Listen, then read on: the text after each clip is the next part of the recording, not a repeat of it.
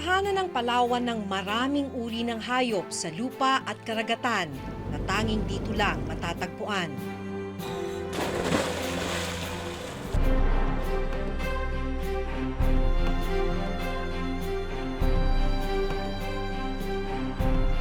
Dahil na rin sa likas na yamang taglay ng Palawan, tinagurian ito bilang The Last Frontier.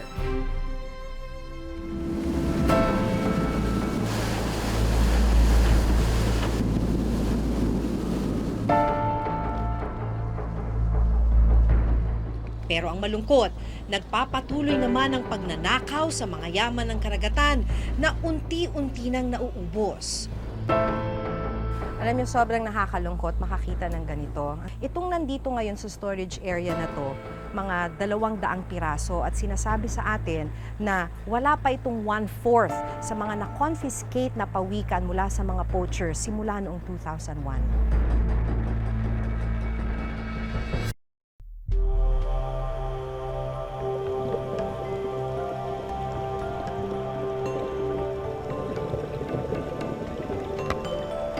Kanlungan ng Palawan ng iba't ibang uri ng pawikan gaya ng green sea turtle at hawksbill turtle. Yung mga pawikan kasi, of course, part sila ng entire ecosystem. Nagkikip rin sila ng balance sa dagat. Isa sa mga grass trimmers natin, o grass cutters sa dagat. Pag kumain sila pagkakainin nila yung grass, nagre-release sila ng nutrients sa karagatan na yun din ang nagsusustain ng mga ibang organisms na maliliit, mga microorganisms. Indicator sila ng healthy ecosystem. So kung makikita mo sila, malamang may mga isda rin dun sa area.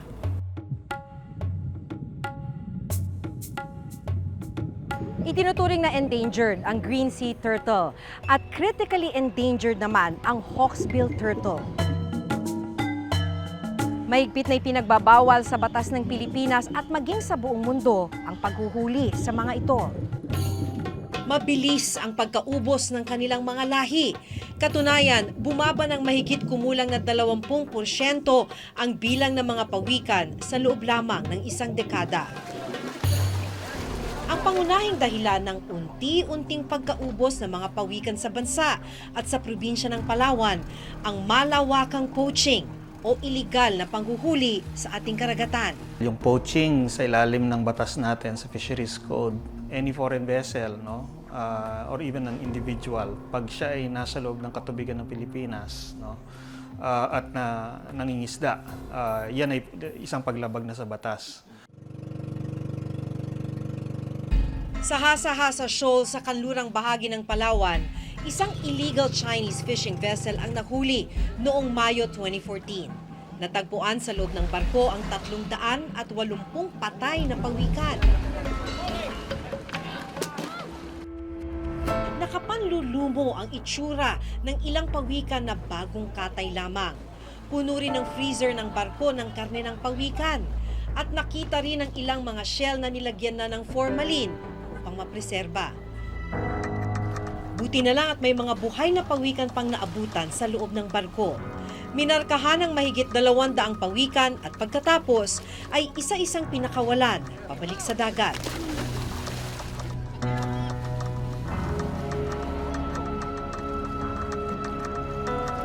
Ayon sa Palawan Council for Sustainable Development o PCSD, ito na raw ang pinakamaraming pawikan na nasabat nila.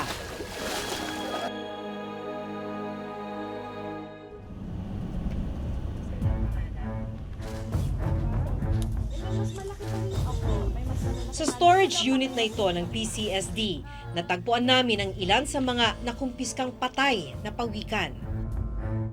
Alam niyo, sobrang nakakalungkot makakita ng ganito. Ang sinasabi sa atin, yung ganito kalaking pawikan ay nasa 80 years old na.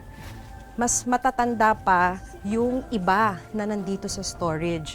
Yung nandun sa bandang likuran, pwede na daw yun umabot ng 100 to 120 years old. Itong nandito ngayon sa storage area na to, mga 200 piraso at sinasabi sa atin na wala pa itong 1/4 sa mga na-confiscate na pawikan mula sa mga poachers simula noong 2001. Mula 2001, mahigit kumulang na 2,000 pawikan na ang nakumpiska ng PCSD mula sa mga foreign at local poachers. Nangunguha ng mga pawikan yung mga Vietnamese at saka Chinese poachers dahil ginagawa daw itong gamot o di kaya'y pagkain. Pero ginagamit din nila itong ornaments. Katulad nitong isang pawikan, nung ma-confiscate nila ay wala ng carapace. Ito yung parang shell sa ibabaw ng pawikan. Dahil tinanggal na para gawing butones ng damit o di kaya'y pendant ng necklace o kaya ay hair clip para sa buhok. Karamihan din ang nagsasagawa ng poaching ng mga endangered species, gaya ng mga pawikan ay mga dayuhan. 60% of that are Chinese, about 30% are Vietnamese naman, in terms of incidents, no? Na pumapasok dito sa atin. Tapos kadalasang kinukuha nila dito ay mga turtles natin. Saksi si David de la Rosa, ang punong bantay dagat ng Puerto Princesa, Palawan, sa pagkaunti ng mga pawikan sa probinsya. Tungkulin ng mga bantay dagat na regular na magpatrolya sa municipal waters o katubigang 15 kilometro ang layo sa pampang ng isang munisipyo. Binabantayan nila ang dagat laban sa iligal na pangingisda. Nang araw na yon, nilibot ng grupo ang Turtle Bay. Dito sa area na yan, yan yung buhanginan na yan. Yan, ito ang Turtle Bay na tinatawag. Noong mga early 80s, nung bata pa ako, yan, dito maraming pawikan na nangingitlog. Ngayon, bihira-bihira na ang reports na may pawikan na nangingitlog. Sa isang taon, swerte kung may 3 hanggang 5 reported na sightings ng pawikan. Ilang sandali pa ay may nakita ang mga bantay dagat na maliit na bangkang pangisda sa Turtle Bay. Protected areas ito, marine sanctuaries ito. Dapat bawal silang mangisda rito. Pagsasabihan lang natin muna ito. At saka dahil seated, kita mo pa, napakalalim niya, no? Delikado yun. Baka titingnan natin kung may compressor sila, pinagbabawal ang paggamit ng compressor dito. Arya! Sumisid. Nagmamadali eh. Bakit wala kayong mayor's permit? Bago pa lang to. Ha? Bago pa lang. Ito pong pinangingisdaan ninyo ngayon, sanctuary po ito, protected areas. Ipinagbabawal, ito po ay Turtle Bay, ipinagbabawal na po dito. Sa outpost ng bantay dagat ng Puerto Princesa, makikitang nakadaong o naka-impound pa ang ilang foreign fishing vessel na ginagamit ng mga poacher. Ito yung aming outpost ng Task Force Bakawan. Yan naman yung makikita ninyo yung mga Taiwanese fishing vessels. Yan na lang ang magpapaalala sa atin na minsan sinalaula ng mga dayuhan dito yung ating karagatan. Tumagal na, bumilang na ng maraming taon dito sa kustodiya natin. Pero yung mga sakay niyan, na mga nahuli, tumagal ay 1 linggo hanggang 2 linggo sa ating kulungan at service deluxe na sinundo ng kanilang mga attaché, ng kanilang mga representative galing sa bansa nila, na iuwi sila, hindi sila naparusahan. So yan, ang iniwan nila dito basura. Nakakalungkot lang na kami ang mga otoridad ng mga bantay dagat, lumalaban kami dito, no? Nananalo kami dito sa digmaan sa dagat. Natatalo kami sa giyera sa korte.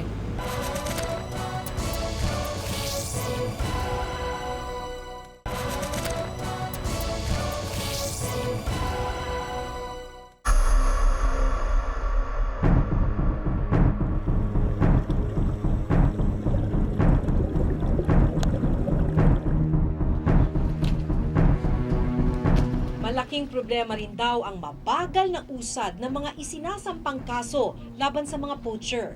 Ayon sa Palawan Council for Sustainable Development, mahigit 1,000 foreign poachers ang nadakip dito pa lamang sa karagatan ng Palawan.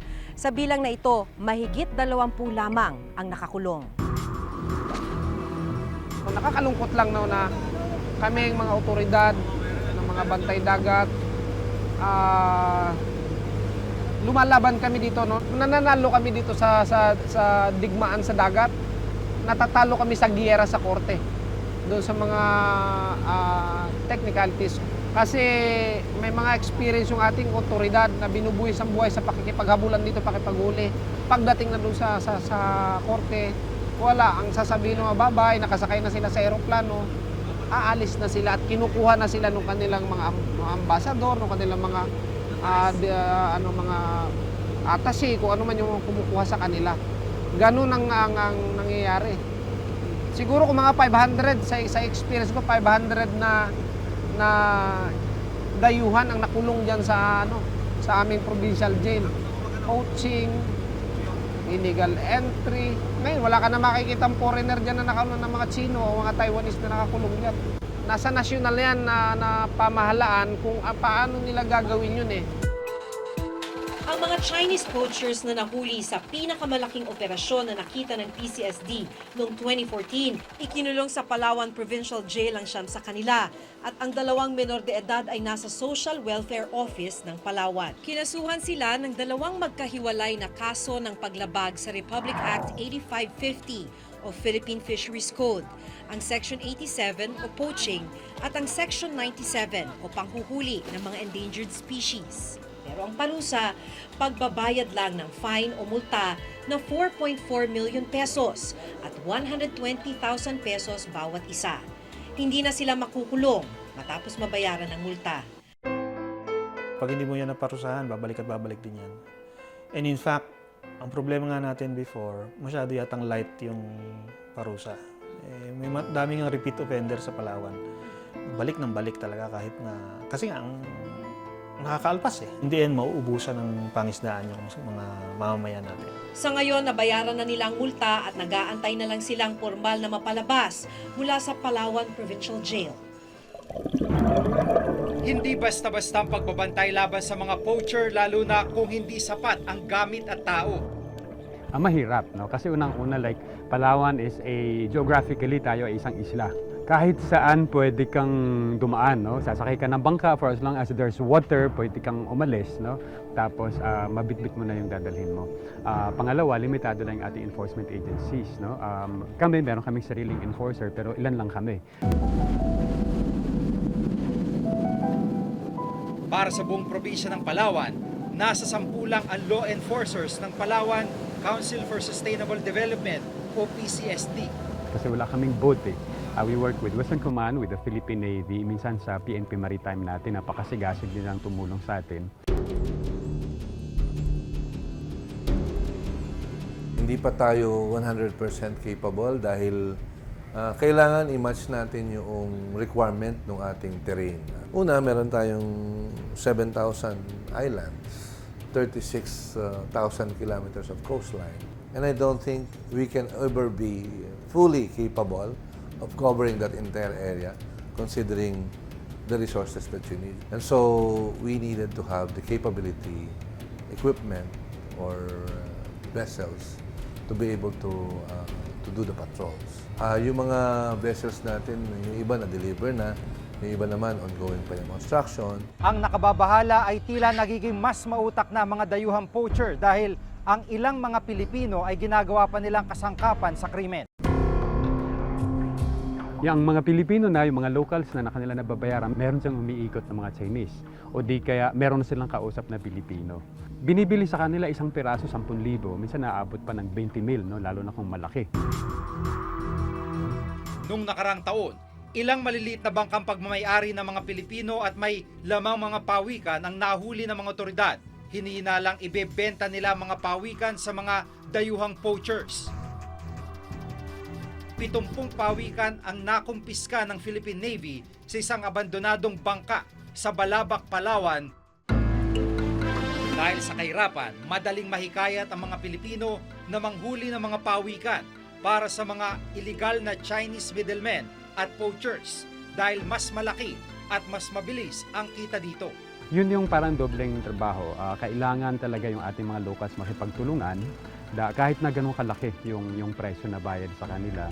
Tapos dapat siguro magiging visible pa yung ating enforcement agency sa ating karagatan, lalo na sa mga boundaries natin. Malaki ang epekto na nagpapatuloy na panghuhuli sa mga nanganganib na likas na yaman ng bansa. Sinasabi ng isang pag-aaral ng APEC na nasa 70% ng mga barkong dumadaan sa karagatan ng Pilipinas ang nagsasagawa ng iligal na pangingisda. Kaya naman nasa 7.1 billion pesos kada taon ang ikinalulugi ng Pilipinas dahil sa poaching.